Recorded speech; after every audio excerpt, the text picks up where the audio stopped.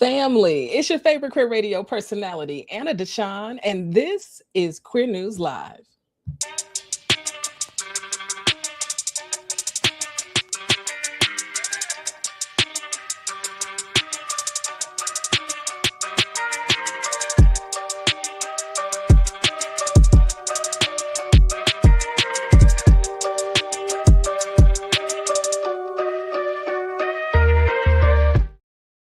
Family, welcome to another edition of Queer News Live. You already know I'm your favorite queer radio personality, Anna DeShawn, and host of the award-winning podcast, Queer News, where race and sexuality meet politics, culture, and entertainment. We've got a packed show for you today. I'm excited, okay? It's very rare that I get two guests on the same day, and I said, why not? Why not? I feel a little more alive coming after Pride. There is so much to talk about with that. So you should subscribe to our Substack. Yes, queernewspod.substack.com. I've been sharing all my musings because it's been a busy month. And so if you're not tapped in, please do support and subscribe at queernewspod.substack.com. I share my thoughts. I share pictures. I share videos. We drop in newsletters every single week. We've got special edition broadcasts. Family, the Q crew is lit in Substack, and I'm excited about that. We actually hit our goal of getting to 1,000 subscribers by the end of June, which is fantastic. I made a big leap, right? Moving our newsletter and our paid subscribers and changing our whole business model to be subscriber first in this moment because I can't do it without y'all. So we're moving the subscriber first model. So if you believe LGBTQ stories need to be amplified, if you love and respect how I report on the news and tell our stories, join the Q crew, okay? It starts as low as $5 a month, literally less than a coffee, a week, and we could really use your support. Now, family, without further ado, okay, we've got, like I said, a fun lineup for you today. And I want to introduce our first guest. I got a bio and I'm going to do it right. Okay. I know SC, but it's worth doing it right. SC is a best-selling romance novelist of over 35 books, a psychotherapist and owner of LGBT plus counseling collaborative, which is a mental health practice of all queer and trans therapists, which I think is so needed and also just really dope. Okay. And they're here for the LGBTQ plus community, their families, and our allies. All right. They specialize in religious trauma, and their next book, Healing Sacred Wounds, is what we're going to talk about today. It's going to be published in August of 2026. So you already know what needs to be done, huh? You need to hit the pre-order button when we drop it. Yes, because we have to support our own, because we got out here. SC identifies as gender fluid, lesbian, and they are a wife, a mother to 3 children out in the DMV. Can we welcome SC to the show? What's going on, friend? Hi, thank you so much for having me. I'm excited to be here. I'm excited you're here. Finally. I think we met. Has it been 3 years since we met? It's been a while, yeah. Since we met at Pride 3 years ago in DC. Mm-hmm. Big ups to Capitol Pride. I've had an amazing time going to DC Pride and partying with y'all out there. So I'm glad we are finally here and we get to share the good news about your new book. Yeah, it's so fun, Pride. If anyone hasn't been to DC Pride, I highly recommend you do so. I actually just joined the board a couple months ago, so it's been really fun. Okay, come on, board leadership. Amongst the other things that you're doing out here in the world. I know. Yeah, I am busy for sure, but that is how I like it. That's how you like it. That's how some of us thrive. Ain't nothing wrong with that. You definitely are busy. I am busy, and it's good. I tell people all the time, Essie, if I'm not busy, please be concerned. Okay. Please come check on me ASAP and check on my wife too, because I'm not okay. Totally fair. So you've got this new book coming out. It's called Healing Sacred Wounds is the first part of it, but the second the subtitle of it, A Guide to Overcoming Religious and Spiritual Trauma. Now, this is a far cry from one of your romance novels. So tell me why this book and why now? Well, I love romance and I love fiction, but this is my first nonfiction one. So I'm very excited. When you say why now, this is actually like a passion project that's been in the works since 2019 is when I first proposed it. And I had the hardest time getting it sold to publishers because every publisher told me religious trauma isn't a thing. I just got rejection after rejection of people saying that's just not a relevant thing. No one's interested. That's not real. And it literally took me 4 or 5 years to get it sold. And so I'm so excited it's finally coming out because it has taken forever. And it's just a topic that I love so much. I specialize in working with clients as a therapist who have backgrounds in religious trauma or in high demand, high control groups. And so I just love the dynamics involved in that and how to help people work through that as, you know, as they can, one step at a time. And so this book is kind of my goal of getting those messages out even further to folks who maybe don't have access to therapy or who just kind of want to start on their own and explore some of the basics, but also diving in a little bit deeper into how it might be impacting them in ways that they aren't aware of yet. Yeah. So you said a lot there. So first, this is your first nonfiction. Yes. How different was it writing this than writing one of your romance novels? Totally different, very different formula and style and all of the things. And publishing it is totally different. There's like there's a certain way of publishing fiction that I'm very used to and know, but like publishing nonfiction is just entirely different. Give us a couple examples. Like the way that you market it and publish it is different. The audiences are different. The pricing structure is wildly different. How you get paid is wildly different. Wow. It can be tough. Yeah, it can be tough, but you've got a publisher. So many people are self-publishing these days because of what you said. It took years, right, to get this book, published and out to the world. Yeah. And it is an extension of your work. I mean, you do romance novels and that's what folks know you for, but it is an extension of your therapy, your psychotherapy work that you've been doing for so many years now. And I think it's wild that there's people out here who don't believe religious trauma exists. Yeah, it's definitely wild. I'm like, actually, that's like hundreds and hundreds and hundreds and whatever amount of years old. So that's crazy. It is crazy. And I think there's still so many people impacted by it. Yeah. So can we talk about that a little bit? I feel, as someone who grew up in the church, who is very familiar with what religious harm looks like and feels like, why do you find that some people still attend those churches or still show up in those spaces, even when there is harm being done? Yeah. I mean, I think that there are multiple reasons for that, depending on the person. I'll say probably one of the biggest reasons is community, right? Like there is a way of bringing people into a group that the structure is already there, right? Like the biggest thing I hear from clients is like, how do you make friends as an adult? How do you make community, right? And religion and churches offer you this like pre-made package of community that is, theoretically in best case scenarios there to take care of you and there to be there for you. And that is an incredible feeling, right?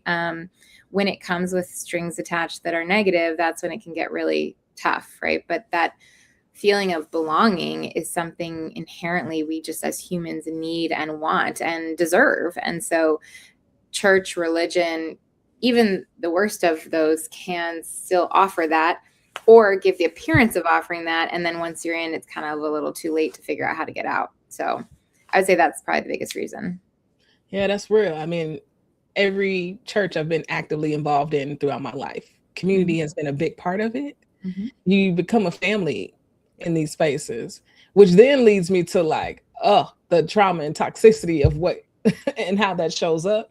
And in your book, you talk about it being comparative to like PTSD. Is that right? And can you talk a little bit about that? So a lot of people approach religious trauma, a lot of therapists approach religious trauma through a deconstruction lens. And I don't do that because I think it's none of my business what people believe, right? Like that, as long as you're not harming yourself or other people, that's not a mental health issue. So instead I focus on like the trauma aspect of things, and religious trauma, especially if you grow up in religion, in a high demand, high control type of religion, causes the same symptoms as complex PTSD. And it's just this layered trauma on top of trauma where you have been indoctrinated into certain beliefs, taught not to think certain ways, taught obedience over self-thought, right? And so there's all these different layers of trauma that have occurred throughout a lifetime that create a version of ourselves that is constantly hypervigilant, constantly nervous system on, constantly, making sure we don't go to hell and everyone likes us and everything is okay. And it's just, the impact of it is so huge that it's pretty much exactly the same as what complex PTSD looks like in folks. And so when I'm working with clients, I approach from that lens of how do we heal and work through complex PTSD instead of how do we deconstruct what you believe, right? And so complex PTSD is absolutely manageable. It doesn't ever go away, right? But there are ways, especially in therapy, that you can practice like finding more safety in your body and finding more of your identity and your autonomy and what that looks like. And you can still do that in religion. You can do that with beliefs. You can do that with spirituality or religious beliefs. You just have to do it in a healthy way. And I appreciate you not going into you believe this, I believe that, trying to break that part of it down. I think, to your point, the most important part is the harm and being able to recognize it, be able to see it, and then probably be able to see how it's been impacting your life, or probably your romantic relationships, interpersonal relationships, and even how you probably interact with the world, I'd imagine. Yeah, I don't know if you've heard of like attachment style. It's a big thing people talk about all the time of what that looks like. And I often talk about the impact of religious trauma on attachment style, which is like how you attach to other people and relationships and interpersonally. And if you think about what you're taught in a high demand, high control religion, you are taught to be disorganized in attachment, right? Fearful. The concept of like the being or God or higher power is the thing that loves you the most in the world, and also the thing that you should be most afraid of, right? And so that's when you get into that disorganized attachment of like, the thing I love is also the thing I'm most afraid of, right? Which we also see in children who grow up with abusive parents, right? Of like, the person who gives me shelter and food and takes care of me and theoretically loves me is also harming me, right? And so then we get into this place of like, oh, for me, love actually means harm. It means a lack of safety. And then we get completely confused around what a healthy relationship looks like. Child, therapy saves lives. Okay, let me tell you, therapy saves lives, because we just really don't know until we get to a certain age and start looking back over our life, how some of these things do impact us in very particular ways. And it's not until we choose to want to do something different that we go seek therapy or go seek this type of a book. Come on now. I want y'all to see what it looks like. That's my face. Here we are. Healing Sacred Wounds. Okay, this is what we need you to go out here and pre-order. I've got a link for you. I'm about to drop it in the notes. Show notes, something like that in the comments. It'll also be in the descriptions and the notes for the interview. But I want to make sure that y'all have it, okay? Pre-ordering this is important because we got to support SC out here, trying to help us all heal. Thank you. Yeah, pre-orders are super helpful for any author. It goes a long way with like your publisher wanting to work with you again. They say, are people really interested in what you got going on? Let's see how many people want to pre-order this situation. It also gives you an idea of how the sales are going to go going forward too. Right. So family, go ahead, hit the pre-order button. Also got a banner for you in case it's helpful. It's the ticker going on down at the bottom of your screen. You can go visit the website also, because you've outlined a couple of places people can get the book, because we like going local. We like buying local and supporting local around here. So family, please, when you get a chance, go visit, check it out, support. That's what we do, right? We all we got out here in the world. Essie, I'm wondering, have you been impacted by this type of trauma? Is this why you wanted to write this type of particular book? Yeah, in the book, I include some of my own like stories and experiences in there. I was raised in the evangelical cult, and all of the stereotypes that you would consider, raised as a woman. I was not allowed to wear pants or cut my hair or all the things. And, I was very closeted for a long time and shamed for my sexuality. And there was a lot of abuses happening within that setting. And my family is still very involved in hardcore conservative Christian MAGA stuff, which sucks. And so, they're not part of my life anymore. And it took a very long time. I mean, it took into my 30s for me to disentangle myself from high control, high demand religions and try and take a step back and figure out, like, okay, how do I create my identity outside of this and figure out who I really am and what I really believe? And I don't have an answer for that yet. I think, I don't know what the answer is. Obviously none of us do. But I'm, for the first time, comfortable not knowing and saying that's okay right now. I don't need to have an answer right now. But it's definitely, it's a huge part of my history and my background. And it helps me to relate to clients who have been through similar things or adjacent things as well. That's a lot. You grew up in an evangelical cult, not just the church. It was a cult. Yeah. Did y'all have like matching outfits? We made our own outfits. We made it like we would sew our own clothes and stuff. Wow. Yeah. When you look back on that experience, does it feel surreal? Does it feel like another person's life? It does. Yeah. I feel like I've lived many different lives in my certain number of years. I don't need to say.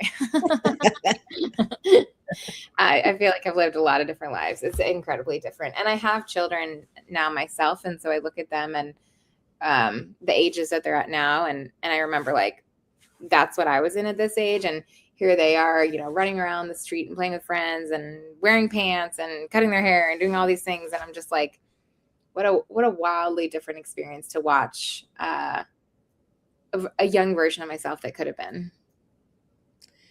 And with your parenting, I'm assuming that you are being very intentional about not causing the harm that was caused to you and giving them freedoms. And how does that feel as a parent, being able to sort of break a cycle of sorts, since it sounds like, you've cut off your family, you've broken a cycle?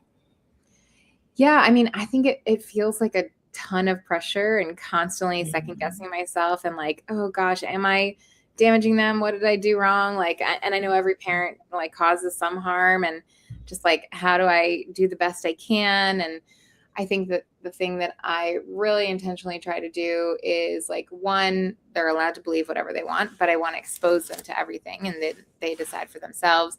And then two, I want to show them my flaws as much as possible, right? Like, my parents never said sorry, never did anything wrong, right? And so I want to make sure, like, if I yelled, if I lost my temper, I'm apologizing because, like, that's my bad and I need to show you respect and apologize. I need to remind you that I'm not perfect. I need to talk openly of, like, yeah, mommy is sad today. I think I'm having a depressive episode and I just am not feeling very good, right? And just, like, being open about, like, I'm human and flawed. And I hope that allows my children to feel free to be whoever they need to be and experience life in all of the good and bad parts of it. Yeah. I think even as a child, though, you still see your parents as these superheroes who, could probably do no wrong if they're a good parent. It is not until you're an adult that you begin to see them as really like human beings, I think. I wonder how religion has an impact on folks who didn't even grow up in the church, especially in this moment, because we are living in a moment where right-wing Christian nationalism and white supremacy have taken control of the federal government, from what I can tell, the Supreme Court, and they are really shifting the state of the country that I grew up in, the one that I have grown to believe in, right? Even with all of its flaws, it's taken some major steps backwards. And so for people who didn't even grow up in the church, how does even this dogma existing in the world actually impact folks who may not even feel like they've had or experienced religious trauma? Yeah, I think, before 2016, I would have said something totally different. And now we're in a world where there is no separation of church and state, right? That doesn't exist anymore. And the entire concept of what causes trauma in religion is the high demand, high control aspect of it, right? It's not about the beliefs, it's about the high demand, high control. We are living in a high demand, high control society right now. We are living in a high demand, high control administration, and we are all experiencing trauma from that. Whether we agree with that or not, everybody is in some form.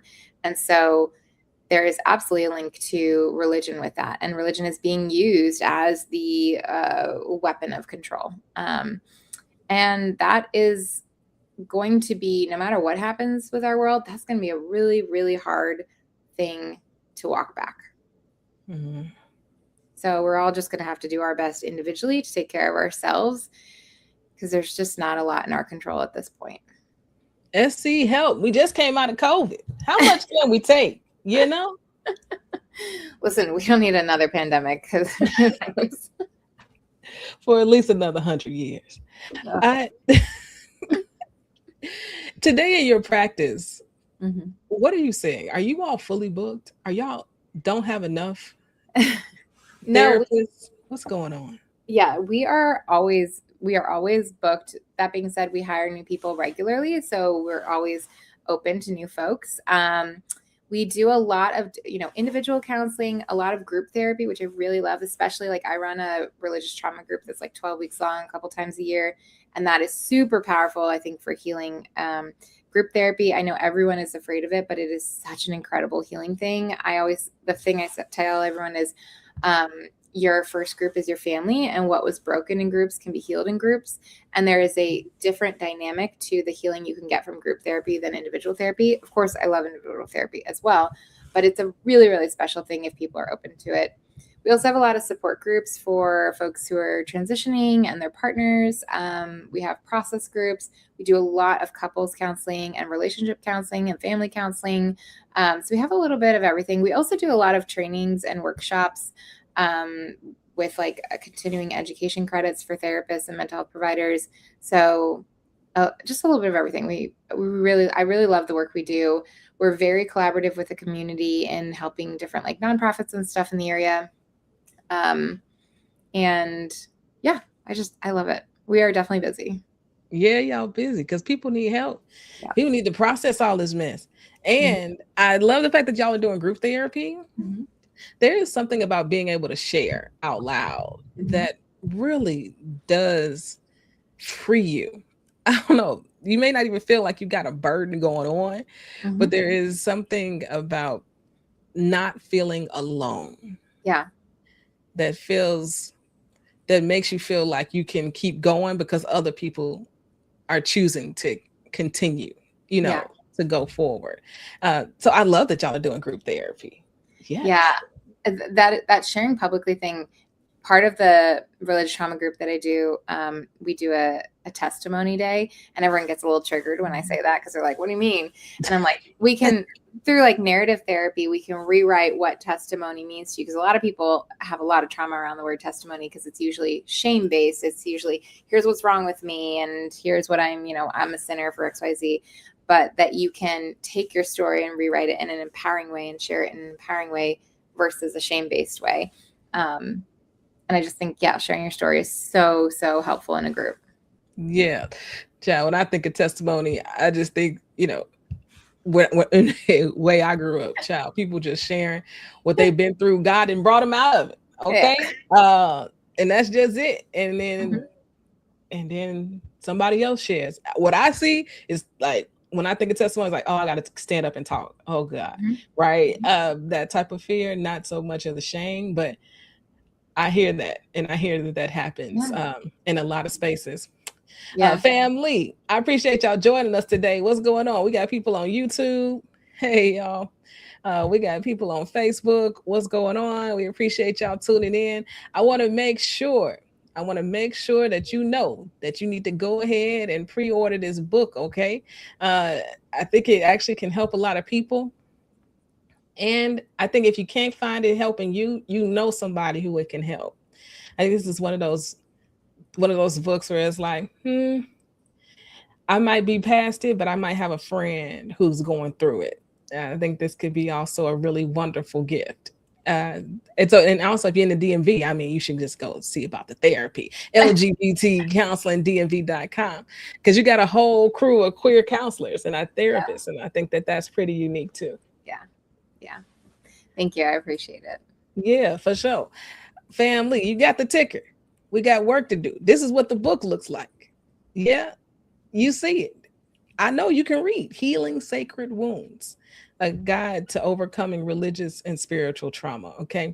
I want y'all to go ahead and pick that up and support SC. SC, what you got going on for the rest of the summer? I'm traveling a lot of vacations finally. So I'm very excited. And if anyone wants to follow along, you can always follow me on Instagram at SC Nealy. That's it. We love family vacations. We love that you're always sharing what you're doing and the work that you're doing. Mm-hmm. I'm glad you could finally join me. I know. Thank you so much for having me. We've been working at this and it's finally happened, and I'm so glad it did. And at the perfect time. At the perfect time with the book coming out. Please keep us posted. Happy to share and promote the book once it drops, because we all we got out here, you know. Thank you so much. I really appreciate you having me. Yeah, thanks, SC. I appreciate you.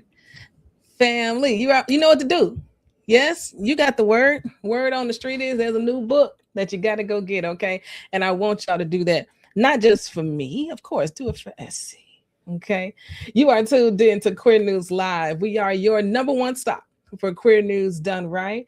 We drop a new episode every Monday morning by 9 a.m. Chicago time, 5 or 6 queer news stories I think you should know about, or I think you want to care about, or I think you do care about, okay?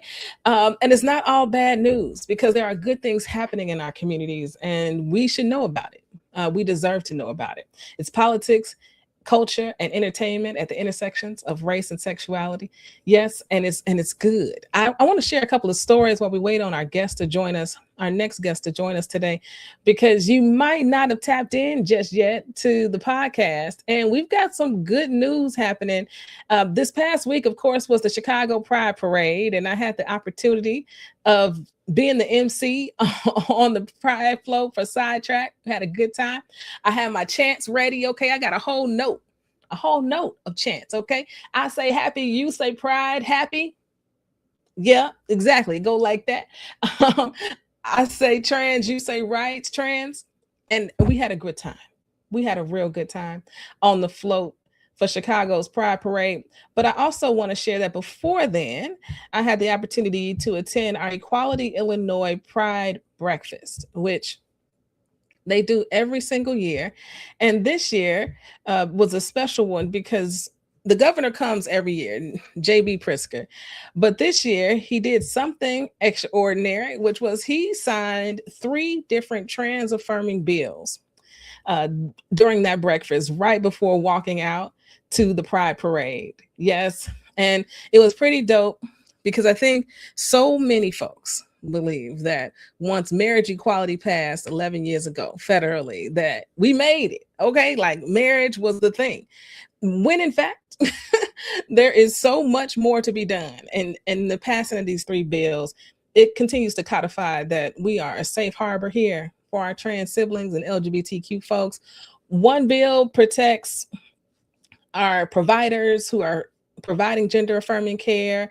One bill ensures that gender markers remain the way that they've always been here in the state of Illinois. You can choose whatever mark you want, X, M, F, child, pick one, be whoever you want to be, which is really, really fantastic. And then the third one also protects gender affirming care patients and providers. So we're just continuing, yes, to protect our trans sibs here in the state of Illinois. There is still more work to be done, as I said that day, because even in this state, we still only have 1 hospital and 1 provider in that 1 hospital providing gender affirming care to folks under 18.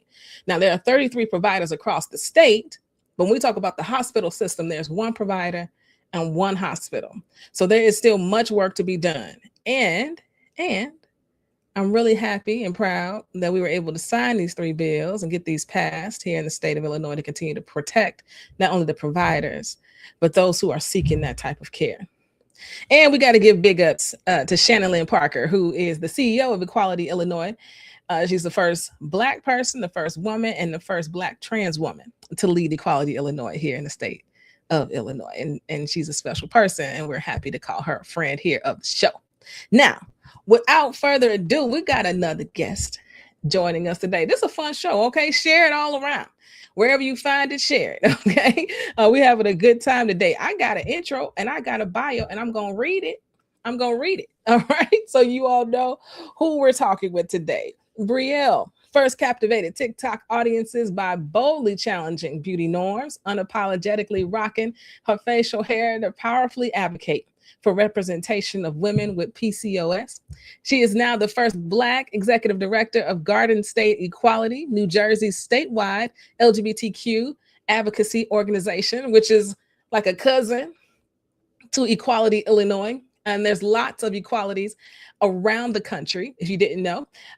She reaches LGBTQI plus policy at Rutgers University. She teaches, Yep, she out here teaching, and has spoken nationally and internationally on LGBTQ plus rights and racial justice.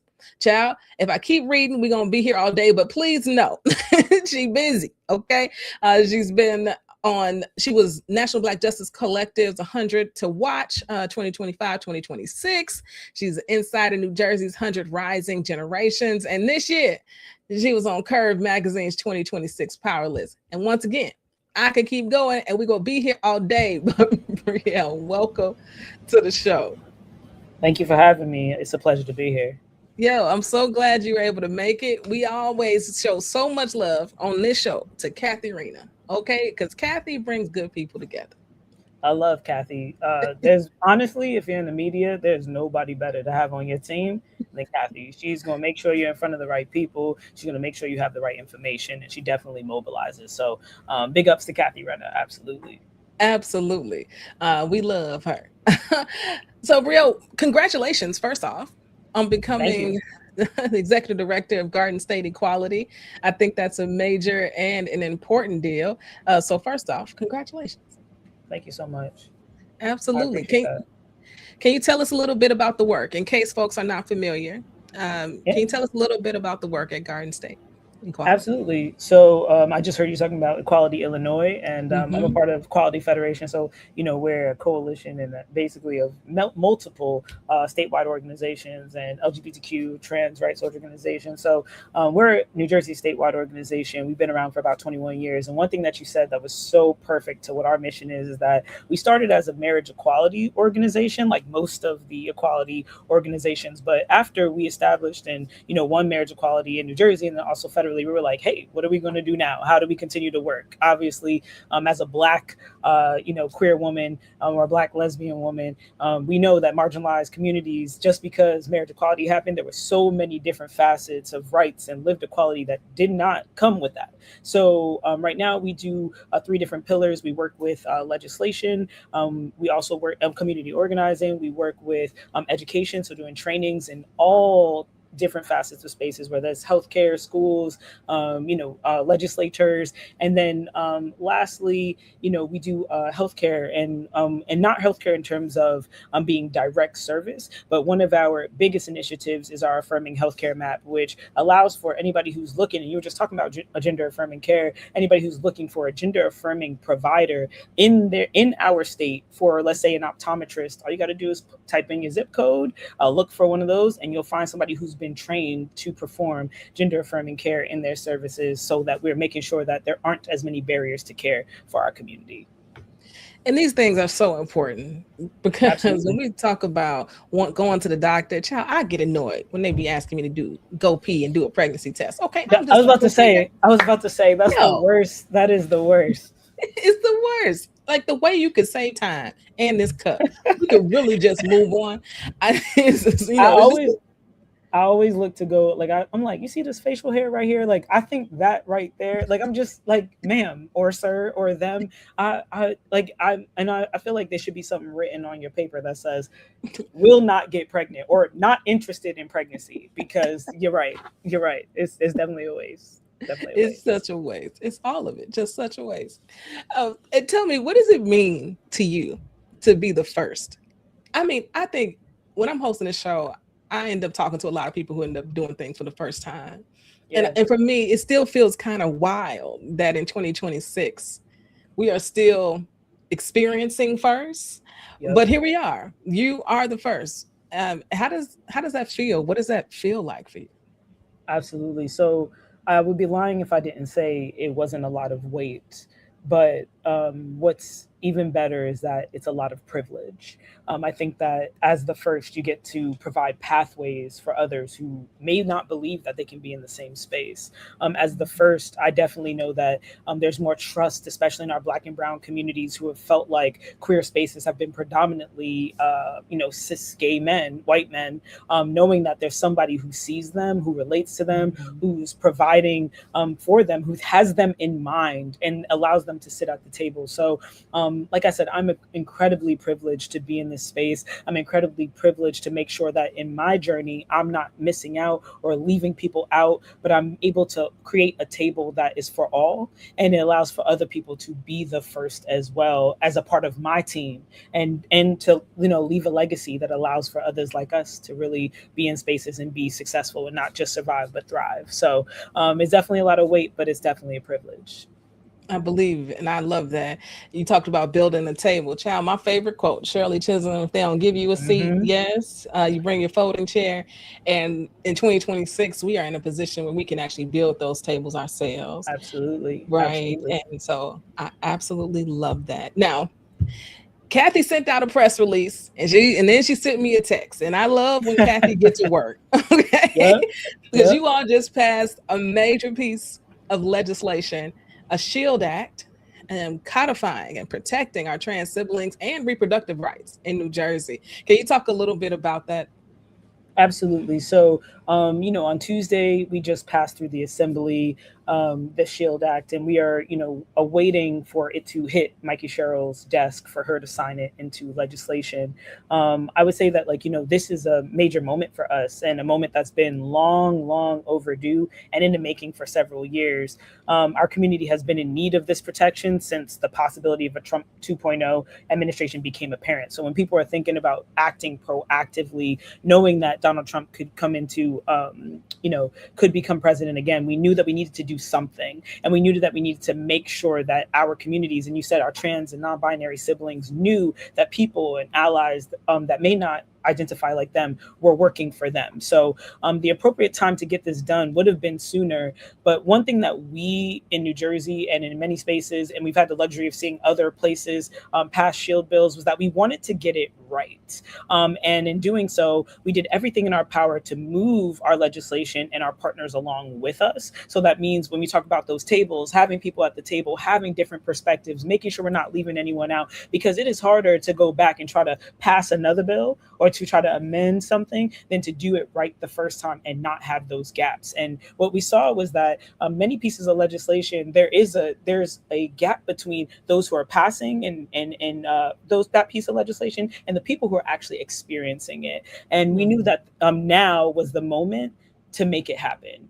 And we are so proud that we are able to put forth a piece of legislation that allows our New Jerseyans and our providers and our families to know that if they are looking to make sure they affirm their trans and non-binary youth or their family members or neighbors, that they are safe and protected in New Jersey. Yeah, it's so important. And like you said, this SHIELD Act, it's been passed in, I believe, 15 states. So far, the ones who stand on the side of our humanity have been working to get ahead, if they could, of this Trump 2.0 situation we're living through in this moment, where federal protections could easily slip away, right? As he did with all those slew of executive orders that have led to a slew of lawsuits that have led to just the judicial system being overwhelmed, right, with all of this legislation and these fights. But what it forced us to do state by state is to protect the people who live in those states. Absolutely. Right. And I think one other thing that you all did, which I think is really, really important, is also around the subpoena piece and protecting those from federal subpoenas as well, because so many of their instruments and tools are intimidation and then pulling of funding, calling out subpoenas. Tell me about adding that piece into the act as well. Yeah, so one of the things that we have had the privilege of doing is, like I said, once again, trying to be proactive in this fight to make sure that we're protecting those who are most marginalized. And in short, we had already seen that they were trying all avenues possible to get to a point where providers were not treating trans patients, such as when the Department of Justice sent subpoenas to providers at CHOP, which was a satellite facility in South Jersey. So this was just an added layer of protection for our providers and their patients in a very uncertain time. So we went for everything we could possibly get in this bill, because we're seeing that like they're throwing everything out and seeing what could potentially work, what what is going to stick and what is not going to stick. And we're learning from watching and strategizing to be able to say, we want to make sure, like I said, once again, that we have the most protections, that our people are protected, that they cannot subpoena our providers, that they cannot get our trans siblings information. And we wanted to make sure that, I said earlier, we wanted to get it right. And we had to make sure that this was a part of the piece of legislation, to make sure that it wasn't just about protecting the providers, but it was protecting the information, protecting the people. You said protecting the humanity, protecting the community. So when you're thinking about doing it right here in New Jersey, we had to make sure that, like I said, when you build a table, everybody is in mind. And I think the subpoena was a big aspect of making sure we got that right. I think it's brilliant. I think it's important. If other shield laws don't have it, they need to be writing amendments in this moment to protect providers, because it's a huge piece of intimidation when you get that type of a letter in the mail from the federal government, right? Absolutely. It instills fear, and that's what a lot of people are holding right now. Nobody wants to be on his radar or his administration's radar in this moment. So I really do think it's brilliant. Earlier, you mentioned that you wish it would have been signed sooner. Like, you're trying to get ahead of it, and here we are. It's the end of June, and when it passed. Tell me why. What I kind of want to geek out with you a little bit. How did you? What did it take to actually get this bill passed, or the act passed, waiting on the governor to sign it? Yeah. So one thing I want to say is that I would be remiss if I didn't say having an amazing team. I want to give big shout out to Lauren Albrecht, who is our Senior Director of Organizing and Advocacy. She is amazing. And in terms of building coalitions, working, playing nice in the sandbox, and making sure we have all partners in spaces, because we all know, most people who don't know what coalition building is about, you got to have all the players, whether y'all have the same thought process, whether y'all think in the same way to get there, because that team allows for you to get there more efficiently, effectively, and making sure that we're all thinking about the different ways to achieve the same goal. So between Lauren Albrecht and all of our coalition partners that helped to move this, along with Khadijah Silver, first I have to give a shout out, because without them, we wouldn't have gotten this. And I really have to shout them out. But on another level, it really took a lot of learning. It took a lot of education and educating. We walk into spaces, and a lot of queer folks walk into spaces, and they're just like, why don't people understand? They just assume that everybody has the same access to education as we do. And we live this, we're working this, so we know what it is. But there's people who are, who are legislators, or who we do want to sponsor these bills, who have no idea what a gender affirming care is, besides them thinking that it's a surgery or homotherapy.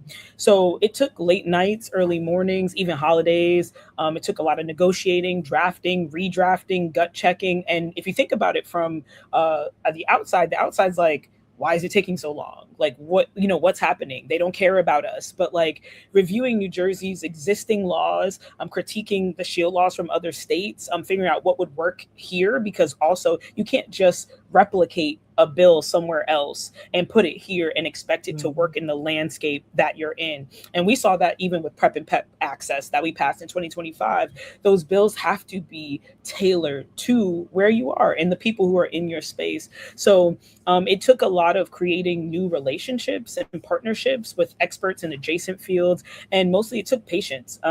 It took a profound understanding of our political climate and where we were going, which, like I said, once again, Lauren Albrecht, like that, she eats, sleeps, and breathes, and probably takes a shit. Sorry for my language.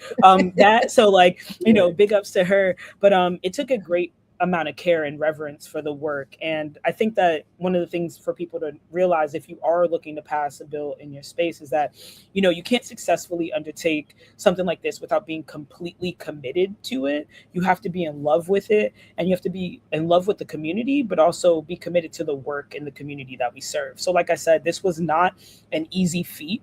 It took years because we had to first make the best team, study all of the other bills, make sure that we drafted, make sure that the language was correct. And that is why, you know, we wanted to make sure we handled this with care, because a lot of people rush and they don't handle our community with care. And it took a lot of that for us to make sure that we got this right. And I'm really proud of all of the work that was done to put into it. Yeah, we love giving big ups to the teams because we cannot do this work Absolutely. alone.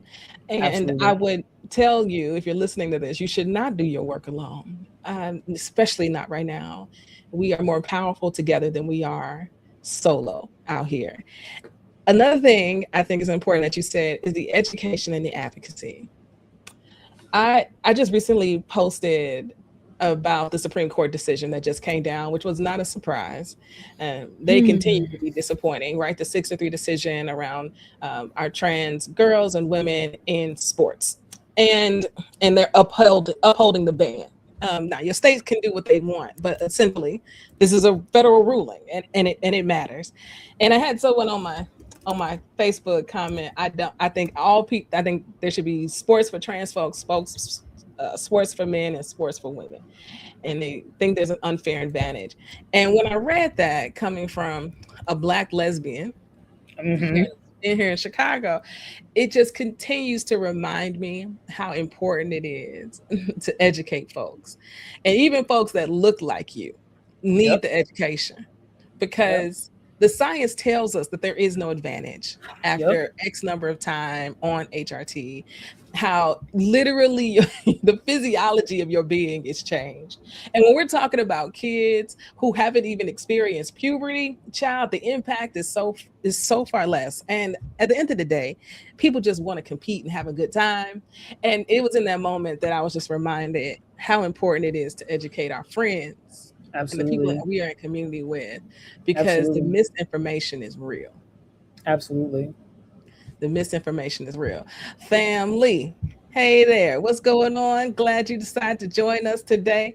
I love that y'all are tuning in. This is Queer News Live. Yes, this is our extension of the Queer News podcast. We come to you every Monday at 7, Thursdays at noon, Chicago time, with more information that I think is important for you to know. Right now, at this moment, we've got the executive director of Garden State Equality, Brielle, is joining us, and she out here making history, doing her thing, getting big bills passed. I'm wondering what's next, what's on the docket. I mean, you should celebrate, enjoy the moment, okay? Absolutely. No, but I can't help but ask what's next. Yeah. So you just touched something that is really, really important to me as an athlete, and also as a woman with, higher level of testosterone for PCOS. This doesn't just affect trans women. This affects Black and brown women. If Serena Williams went through this, Caster Semenya went through this. This was something that we continuously have seen when Black and brown women just at first start competing and winning, because, people don't like to see someone who's othered or different win or take something away, because people think it's a piece of pie and that they don't have it after you take it. And for me, that day, when you ask what's next, leaving, that was the same day that our shield bill passed through the assembly, was the day that the Supreme Court made this decision. And waking up, I was sick to my stomach, because as myself, I've been discriminated in sports spaces. As a power lifter, I've been discriminated in sports spaces. And I knew that that was going to be what was next, in us figuring out this as another way to protect our individuals, but also the education piece, because I knew that if we had woken up earlier, if more people woke up and knew that this wasn't something that was only going to impact trans and non-binary individuals who want to play sports, that it was going to impact, like I said, young Black and brown girls who people want to start testing, that have already been doing so. I actually have a book behind me called Fair Play that talks about that in the Black and brown community. Such a good book. That's my next thing. As an athlete, I am, like I said, it was the same day. And right after that, I went to the Liberty game. The Liberty won the Commissioner's Cup. I don't know if you're a WNBA fan, but I mean, I am. Yeah, I saw it. I'm in Chicago. We ain't really rooting for New York over here. Okay, but yeah. Okay, I mean, y'all stole T Cloud from us. It's okay. I'm kind of butthurt about that. Okay, but you ask what's next. And I think what's next is making sure that we continue to save lives. Gender affirming care saves lives, and sports and athletics saves lives, especially when you're thinking about the mental health of trans, non-binary, Black and brown individuals, especially youth. And I think that's going to be my next endeavor, is to learn more about how we can continue to protect individuals in New Jersey, make sure that people are on the court, the sports field, the rink, whatever it is, because we're going to see how that's going to impact, like I said, not just the trans and non-binary community, but impact many communities who just want to get out there and play. And so other than that, the only other thing for me is vacation. So hopefully I'll be able to go somewhere nice, somewhere hot, but I think that for us, making sure that we are being proactive, not being reactive, thinking about how this impacts us, how also this impacts already trans students who are in our schools, that individuals want to out, or individuals are fighting for parental rights. How do we think about how this is going to impact the individuals who are in our spaces that need the most care? And that's where I personally, in terms of my passion, is going to lie in the next couple of months. Yeah, and I think that's the narrative we all need to figure out, that we need to tell. It's how this does impact Black and brown women who compete. We are hella muscular. We do have an overwhelming amount of us have PCOS. Absolutely. So many of us carry extra testosterone that have nothing to do with using or having HRT in our systems. It just is what it is. And this is going to directly impact those athletes. And it's one of these things where transphobia affects everybody. It impacts all of us. And it's all a part of the strategy. Yes, because if they can succeed demonizing the most marginalized amongst us, then they just move on to the next group. And, we're both living at all these intersections, child, on any given day. They coming for another piece of it, right? And so, family, I think it's on us to do our own research, to educate ourselves, and to be diligent in this fight, because this is a generational fight. They have made it a generational fight. I might not live to see these bills overturned, but it is my job, to educate, to put the news out here, to inform y'all about what's happening, so that the work can be done. So that we can feel like we know what's going on, not only what's going on, but what we can do to fix it. In our everyday lives, which I think is so important. And I can't wait for you to go on this vacation. Now, are you going somewhere warm? Because Jersey is like Chicago. So Chicago's somewhere I definitely only try to visit if I have to have a layover, because it is cold there. But I will say, from what I hear, y'all have some really good deep dish pizza, which I love. I'm from Jersey. I love pizza. So if I'm ever gonna go, that's what I'm here for. However, I have an amazing executive assistant who reminds me all the time that to do this work, you must have balance and you must have self-care. And one of my mottos for this year was that rest is not a luxury, it's a necessity. And so now that Pride season is over, I celebrate turning 36, I think it is, in 2 weeks. So I'm looking to figure out where I might be in Chicago for the WNBA All-Star game. So, we gotta link up, but that might be the vacation right there, because being in spaces where there is athleticism and community is really something that rejuvenates me. So I'm thinking short term that. Long term, I'm looking to go somewhere warm, somewhere peaceful, somewhere where my phone doesn't work and doesn't have service. You know what I mean?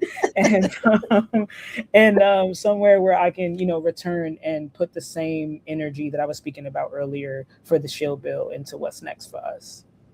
I love all of this. Come on, Chicago. I'm here for it. Here for it. Hit me up. I am so thrilled about this moment for Chicago. For so long, people just fly over us. Okay, you going to LA, they going to San Diego, and we're going off to New York, and then people going down south to Atlanta. And I'm just like, we up here kicking it. We have a good time. We do community well. And now with the Obama Center, I got people texting me, I'm coming in town. And now the All-Star game is coming up, and everybody's coming in town. Lesbian promoters are coming in town. It is going to be a lit time. And family, we are doing a queer WNBA trivia night at a women's sports bar that Thursday of All-Star Weekend. That information is coming out soon. I'm going to be co-hosting with Shayna of the Bad Queers podcast here in the city, and we're going to have a good time. So you got to let me know if you come in town. Oh, I'm definitely coming. And I need you to know, like, you know, you talked about Chicago. One good thing that y'all got in Chicago, and I know everybody feels this way, Skylar Diggins plays for your team, and she, you know, I've been watching her since Notre Dame. She's a baddie. Who cares if y'all not doing well in my eyes? Because you know I like other teams, but like I'm coming for Sky. I'm coming for Sky. You know, no matter what, she's gonna play hard every game. Absolutely, she's gonna give you a crash out that is worth seeing. Absolutely, period. Every game.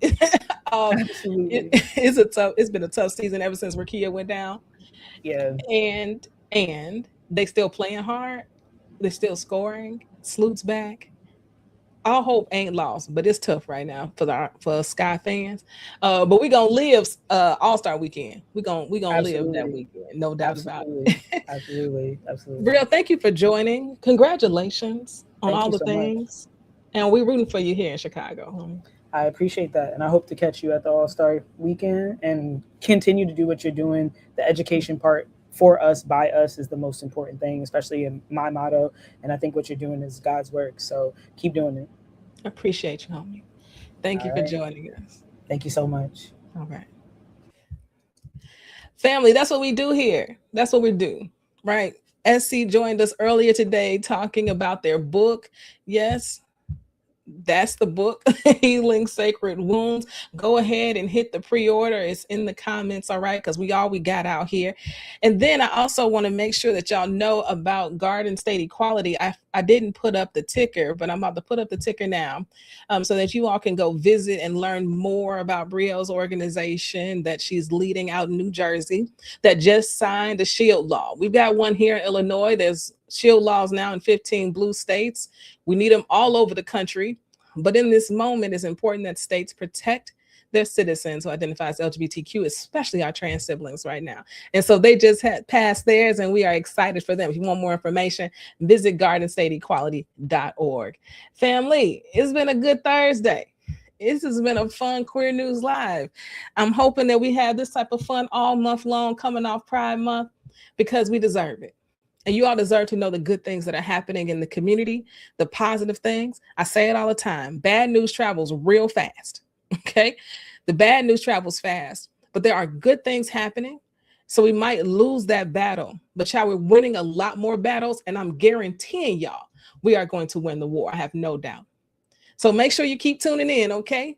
Queer News Live every Monday at 7 p.m., every Thursday at noon. And the podcast drops every Monday morning. Listen to me on your way into work as you're getting ready for work on your workout. It's a good listen, I promise. And because we are Queer News done right.